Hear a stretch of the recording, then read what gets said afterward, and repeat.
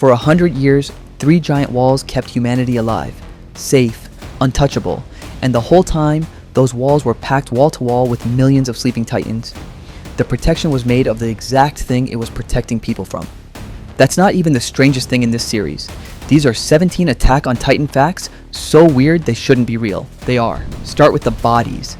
A titan stands tall as an apartment block. Looks like it should weigh as much as one too. And then Hangazoa cut a head off one and nearly fell over. Not from horror, from how light it was. Titans are absurdly, impossibly underweight for their size. A creature that big should crush the ground it walks on. These ones basically float through the laws of physics like the rules don't apply to them, which, as you'll find out, is sort of the whole point. Giant physics, scams with teeth. So how do you kill something that ignores its own mass? You go for one very specific spot, not the heart, not the head. A strip on the back of the neck, about 1 meter long and 10 centimeters wide. Miss it, and the titan regenerates whatever you cut. Hit it clean, and the entire giant drops dead. Humanity built an entire combat doctrine. The gear, the blades, the spinning maneuvers, around hitting a target the size of a cutting board on a 60-foot monster. And here's the part that breaks people. Titans don't actually need to eat. No digestive system that matters, no need for food, no need for air. They eat humans anyway. They grab people, swallow them, store them in a stomach-like cavity, and when that cavity fills up, they vomit the whole pile back out and start again. So every person a titan ever ate, it ate for no biological reason at all. It just does it. Sit with that one for a second. Killing one doesn't leave a body either. No carcass to study, no trophy to drag home. The moment a titan dies, it starts steaming away. The flesh evaporates into hot vapor until there's basically nothing left, which is convenient if you're an author who doesn't want to draw rotting 60-foot corpses, and inconvenient if you're a scientist trying to figure out what these things even are. For most of the story, nobody can. The evidence keeps disappearing. Okay, back to those walls from the start. 3 concentric rings, Maria, Rose, Sina, built 60 meters high, tall enough to keep out even a colossal titan. Everyone inside assumed they were stone, engineering, a monument to human survival. They were nothing of the kind. Each wall is a solid, packed-in column of Colossus-scale titans, hardened shoulder to shoulder, dormant, waiting. Hundreds of thousands of them, by most estimates. The people of Paradis spent a century holding picnics and going to church in the shadow of a sleeping army, never knowing the cathedral around their entire civilization was alive. The Church of the Walls had a religion built around never, ever damaging them. And now you understand why. They weren't worshipping architecture. They were guarding a secret that could walk. That secret almost got out by accident.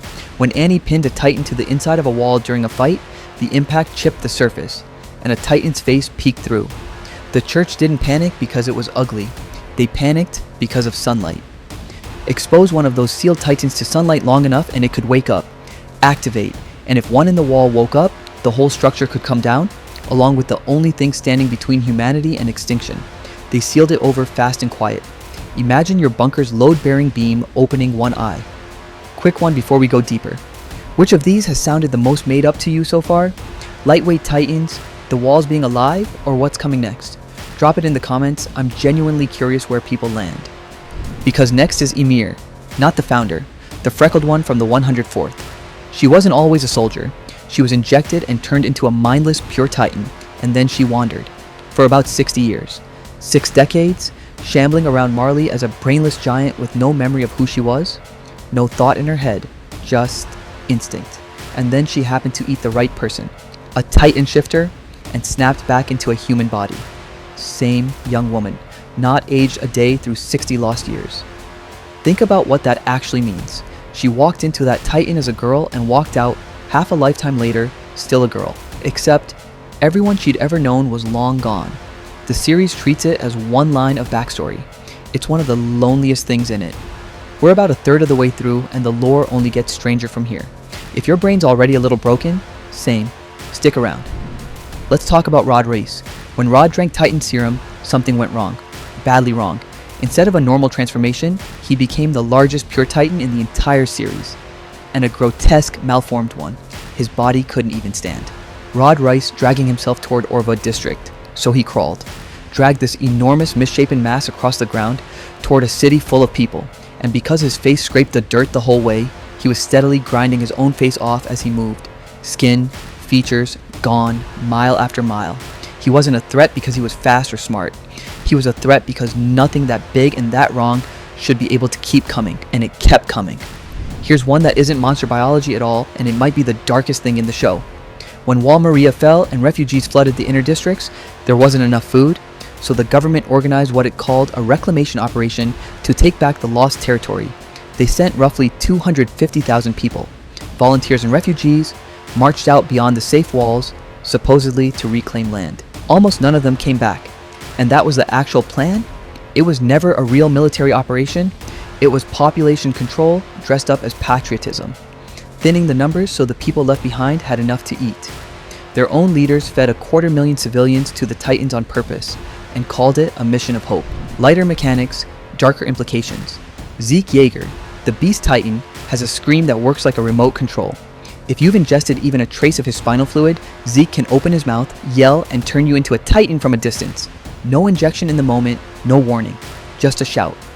Marley spent years quietly slipping his fluid into wine and medical supplies, so when the scream came, entire crowds of people erupted into monsters all at once.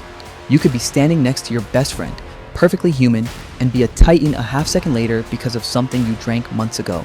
Need a palate cleanser? Here's a flying Titan. I know how that sounds. Falco Grice inherits the Jaw Titan, which is supposed to be the small, fast, bitey one, and instead, Falco's version grows feathered, bird-like features and actually gets airborne. The in-story reason is that he'd absorbed some of the Beast Titan's influence beforehand, so the traits bled over. The out-of-story reason is that it's awesome, and the manga absolutely went for it. A flying Titan reads like something a 12-year-old scribbled in a notebook. It's canon, sorry. Now, the one that rewires the whole series. The Attack Titan, Eren's Titan, has a power nobody else has. Its inheritors can receive memories. That's not unusual on its own. Lots of Titans pass down memories. The catch is the direction. The Attack Titan can receive memories from its future holders. Information flowing backward. A power that reaches into the past from things that haven't happened yet. So the title of the show isn't just describing a monster that attacks, it's describing a Titan that's been marching forward through time the entire way, pulling the strings of its own history. That title was never just a name. And this is what that power actually did. Years before Eren was born, his father Grisha hesitated in a chapel, unsure whether he could go through with killing the Reiss family to steal the founding Titan. And in that moment, a version of Eren from the future was there, in the memory, pushing him, urging him on. Grisha did it. He slaughtered them, children included, because his unborn son reached back across time and told him to. Eren spends the series trying to understand the cycle of violence he's trapped in, and it turns out he helped build the trap before he could walk. He didn't inherit his father's sins, he authored them in reverse. You've probably wondered why the Ackermans are just better than everyone. Mikasa, Levi, Kenny, superhuman before they've trained a day. Here's the tie-in most people miss. The Ackerman bloodline is a product of old Eldian Titan science, an attempt to engineer the strength of a Titan into a human body without the transformation. And there's a second piece. When the king used the founding Titan to wipe the memories of everyone on the island, certain bloodlines were immune. The Ackermans were one of them, so they couldn't be brainwashed and they could fight like demons. Of course, the monarchy hunted them. You can't control the people who remember the truth and can't be made to forget it. Speaking of Ackermans being hard to kill, they've got nothing on Reiner. At one point, Reiner takes damage that should absolutely end him, the kind of wound no regeneration saves you from in time, and he survives by doing something deeply strange. At the last instant, he shifts his consciousness out of his brain and into the rest of his nervous system, riding his own spinal cord until his body can rebuild. His brain gets destroyed and he's still in there, scattered through his nerves, waiting to come back. Reiner spends most of the series wishing he were dead. The cruel joke is that his own body refuses to let him. Long before the show explained any of the deep lore, it dropped a clue almost nobody could read at the time. In a side story called Ilsa's Notebook, a scout gets cornered by a pure Titan, the mindless kind.